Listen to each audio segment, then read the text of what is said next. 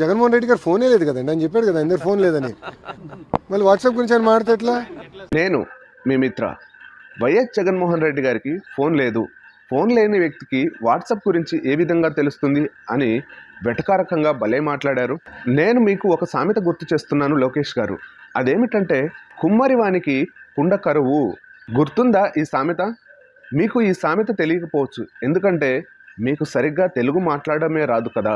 ఈ సామెత అర్థం ఏమిటంటే కుండలు తయారు చేసే వ్యక్తి ఇంట్లో కుండ లేదు అని అర్థం.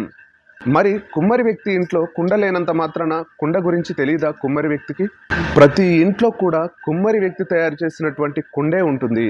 అలాగే జగన్మోహన్ రెడ్డి గారు కూడా నా చేతిలో సెల్ ఫోన్ ఉండడం కాదు, ప్రతి పేద విద్యార్థికి సెల్ ఫోన్ తయారు చేసే జ్ఞానం అందాలి అని చెప్పి విద్యా వ్యవస్థలో పెనుమార్పులు తీసుకువచ్చి దేశంలో ఏ ముఖ్యమంత్రి చేయని విధంగా ప్రభుత్వ పాఠశాలలను కార్పొరేట్ స్కూల్స్కు పోటీగా మార్చినటువంటి నాయకుడు వైఎస్ జగన్మోహన్ రెడ్డి గారు.